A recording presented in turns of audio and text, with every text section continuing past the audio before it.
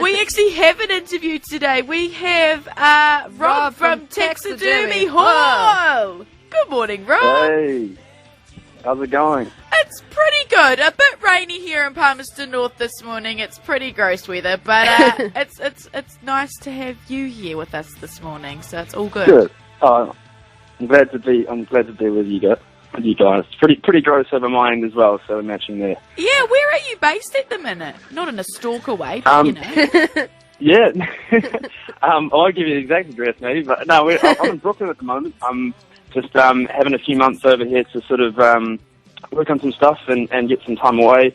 I have been living in Melbourne the last few years, originally out of Auckland, but yeah, it's nice. It's just cool to see the city and have a bit of space to get a bit of inspiration and see some new stuff and write a bit. So yeah, so that's kind of what I'm up to at the moment.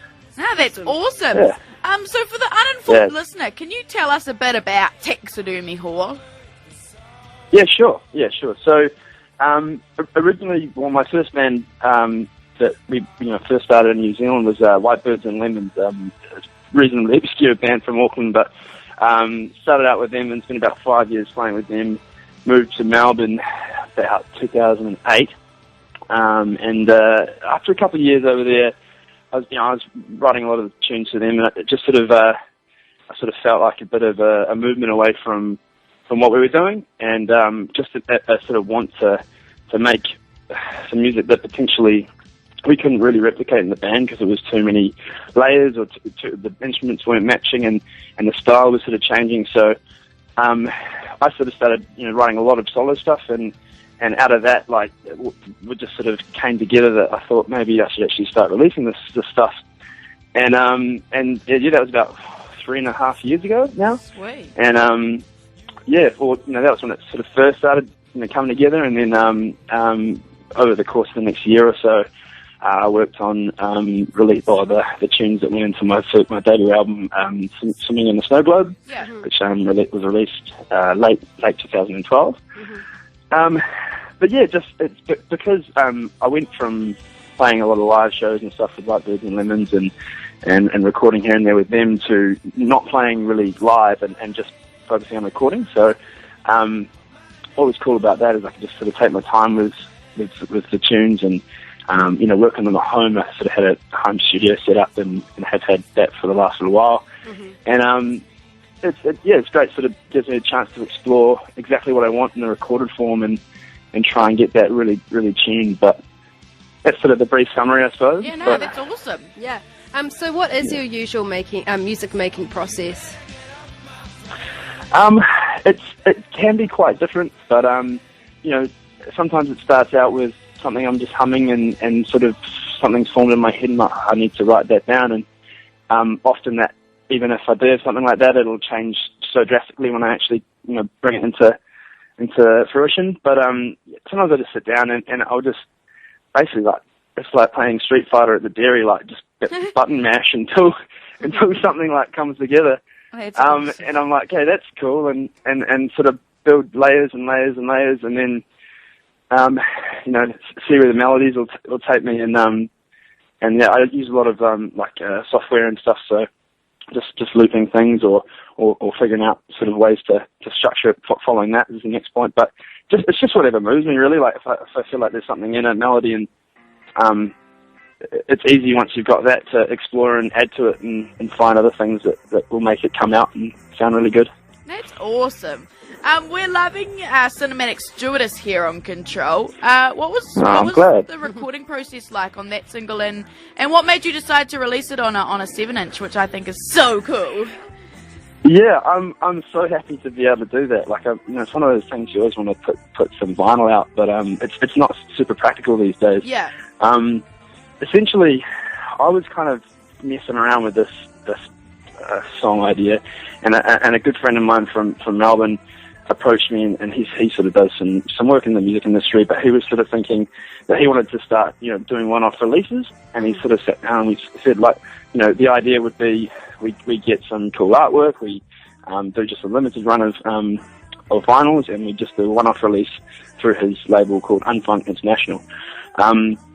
and we were trying to do like a big event and do like a couple of parties and do a live show and stuff as well, but it didn't work out before I came over here. But once that was on the table, I said, all right, cool, well, I've got some ideas and I'll see if I can pull this together. No promises, 'cause sometimes it's like takes a few weeks and sometimes it takes a year to finish a song. So, but once I got started on this track, I had a few things going on, in my life at the time that really like inspired me to write, and it just came together really quickly. It was over the course of maybe a month that sort of I started writing it to finishing it in the full recorded form. So it was really quite quick, that one, but lot of quite dear to my heart kind of themes and stuff in it. So when it's real like that, it's a lot easier, I think.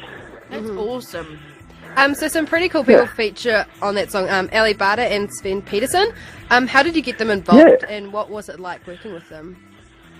Yeah, cool. Well, I went to high school with Sven and the Checks boys and stuff in Taxidermy Hall in Auckland, and they're all real close buddies. And I just there was some ambient sort of sounds that I knew that I wanted in the track that I sort of wasn't sure what to do. So I shot him a line, and I was like, mate, if you can have a run at this and see if you can come up with anything. And he laid down a few ideas, and it's a subtle touch by him, but it's a cool element.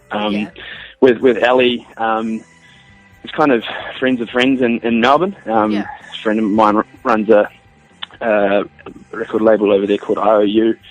And they, he suggested hitting her up because she's got a fantastic voice and it is really sort of burgeoning in her own right over there to a pretty large extent.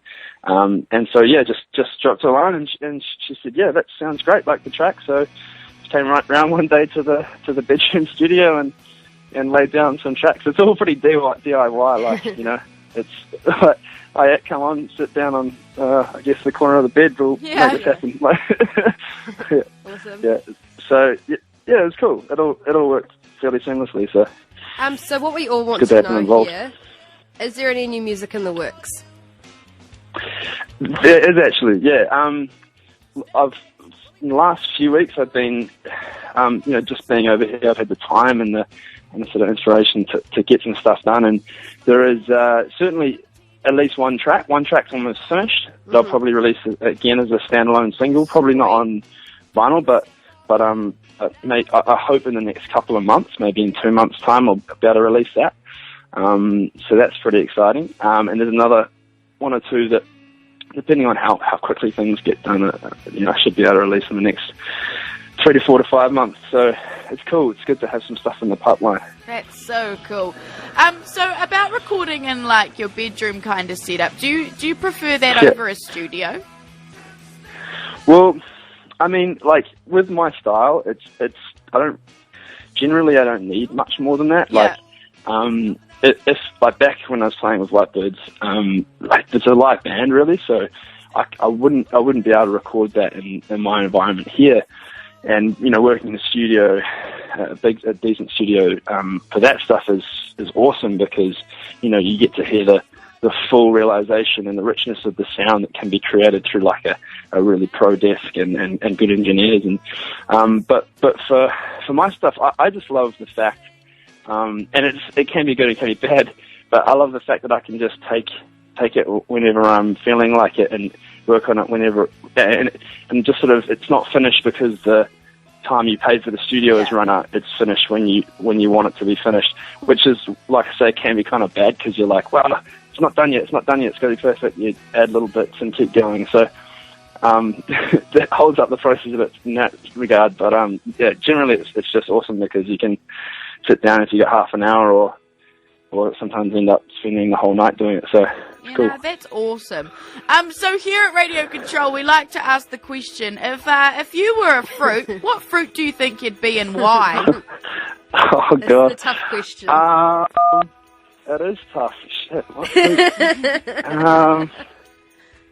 I don't really know. You stung me with that one. Yeah. I'll do a kiwi fruit because I miss home a little bit, and it's nice Yeah, I think that's probably the most fitting. Thank you so much for your time, and when you come back to New Zealand, we'd love to have you come and play in Palmerston North. Legend, yeah, that'd be cool. I'd like that. And looking forward to hearing some new stuff from you. Sweet as, we have your single Cinematic Stewardess here right now, and stick around because How Pizza Activity Guide is coming up next. Thank you so much. Awesome, see ya.